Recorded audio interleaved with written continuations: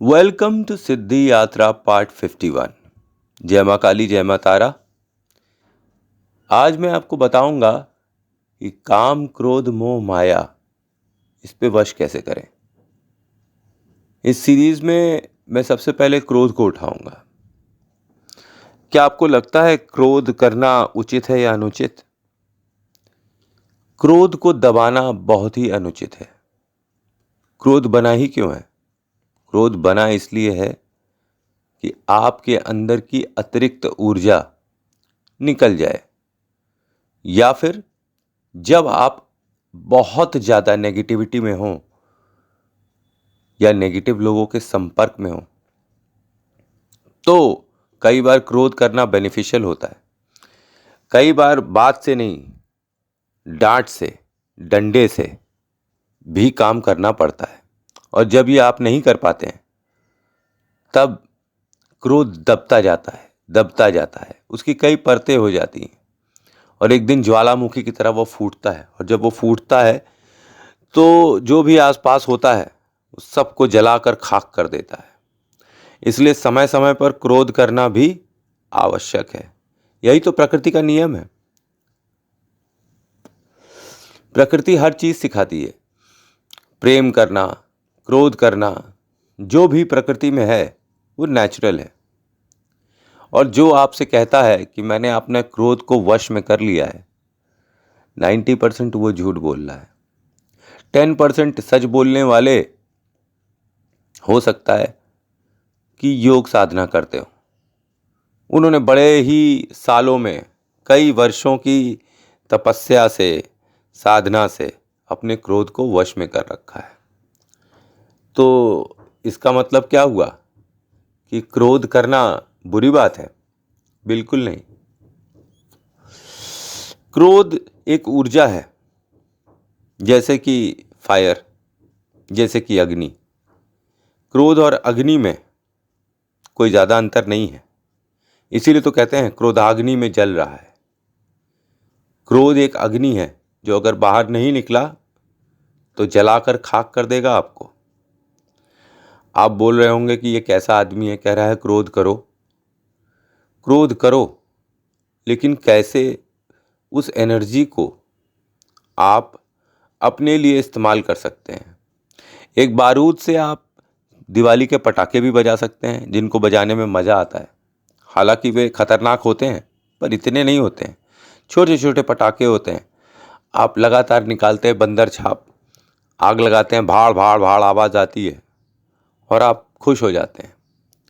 उसी जगह अगर एक मिसाइल गिर जाएगी तो आप क्या, आपके आस पड़ोस वाले भी उड़ जाएंगे। क्रोध एक हथियार है जिसका इस्तेमाल किचन में सब्जी काटने के लिए भी हो सकता है और लोगों का गर्दन काटने के लिए भी हो सकता है। अच्छा, आदमी क्रोध करता क्यों है? जन्म से शिशु जब पैदा होता है तो क्रोधी नहीं होता है। क्रोधी उसका वातावरण उसे बना देता है। सपोज करिए कि आपके माता हैं, आपके पिता हैं। अब वे आपको ऊट पटांग बोलते हैं जिसका जवाब आप नहीं देते हैं। जब आप जवाब नहीं देते हैं तो एक परत क्रोध की लपट जाती है। फिर आपकी पत्नी आती है और वो आपसे अनाप शनाप बोलती है तो फिर एक क्रोध की परत जम जाती है। या पति अपनी पत्नी पे अत्याचार करता है और पत्नी चाहकर भी कुछ नहीं कर पाती है तो फिर एक क्रोध की परत जम जाती है। कभी पिता आपसे भेदभाव कर दें, कभी माता आपसे भेदभाव कर दें। भेदभाव कैसा? 4 उंगलियां हैं, 5 उंगलियां हैं अपने हाथ में, 5 उंगलियां हैं, पांचों बराबर नहीं है। ये प्रकृति का नियम है। किसको क्या मिला ये मुकद्दर की बात है। समझ रहे हैं आप कि अगर आपके साथ भेदभाव कर दिया गया है और आप चाहकर भी कुछ नहीं कर सकते हैं और सामने वाला आपको ललकार रहा है कि कर क्या लोगे तुम, कर क्या लोगे तुम, कर क्या लोगे तुम, और आपने उस वक्त कुछ नहीं किया क्योंकि आपको पता है कि अगर क्रोध करेंगे तो ये सामाजिक बहिष्कार का एक कारण बन जाएगा। सपोज करिए कि आप दो भाई हैं और दोनों भाइयों में पिता ने भेदभाव करना स्टार्ट कर दिया, आपको जीवन पर्यंत एक ढेला नहीं दिलाया और आपको जलाने के लिए उन्होंने आपके भाई को धीरे धीरे कर कर सब कुछ दे दिया। उसके बाद आपका भी कमाया हुआ पैसा उनको दे दिया। यही चीज़ माता ने भी कर दी।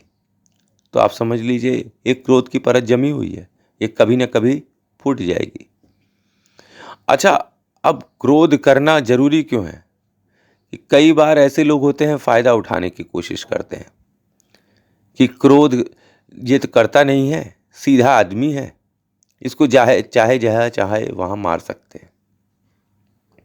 उस समय जब आप क्रोध करते हैं तो उसको समझ में आ जाता है ये अल्टर खोपड़ी है, इससे दूर रहना चाहिए, नहीं तो ये हमें भी भस्म कर देगा। तो क्रोध का फ़ायदा हुआ।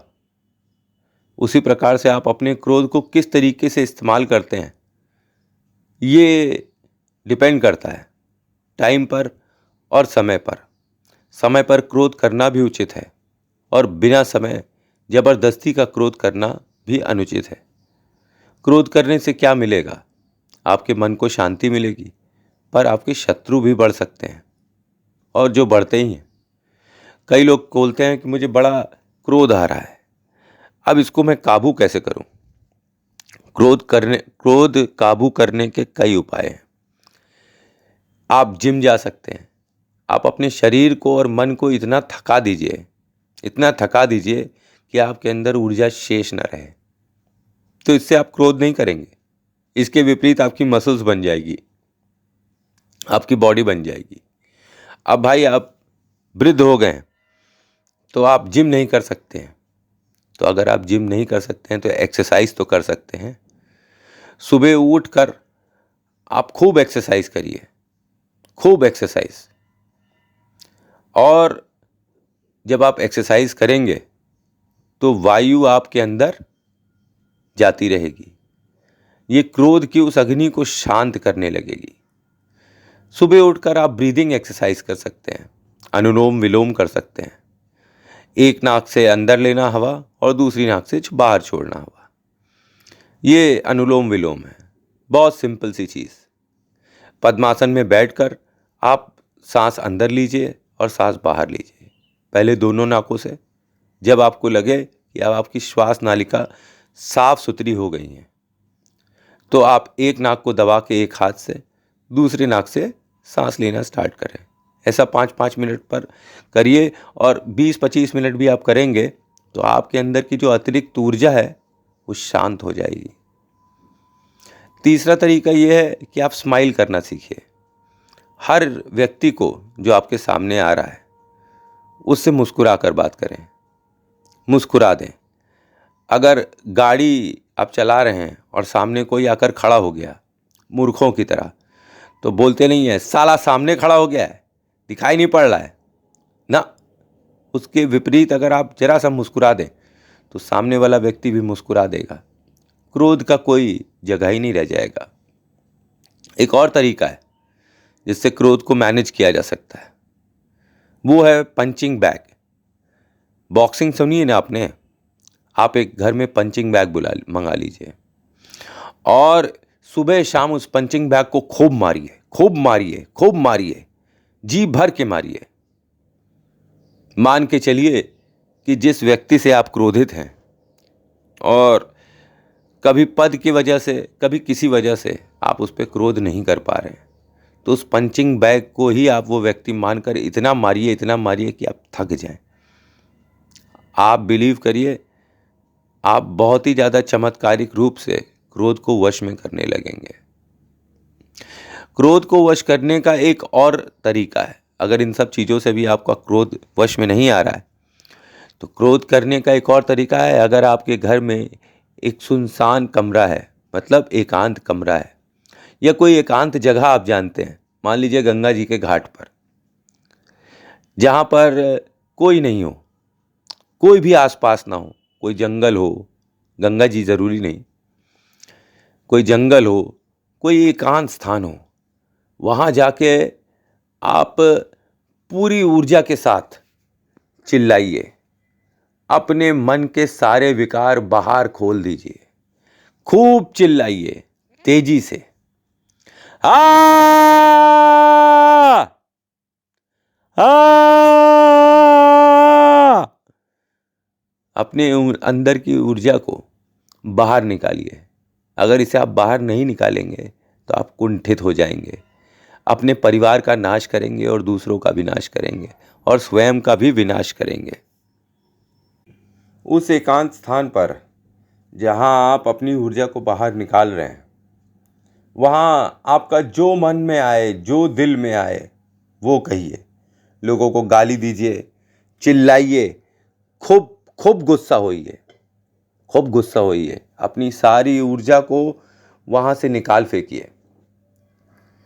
कई लोग ये कहते हैं कि हम जब बाथरूम में जाते हैं फ्रेश होने, तो वहाँ अपने आप से बात करते हैं और अपनी कुंठाओं को वहाँ निकालने की कोशिश करते हैं।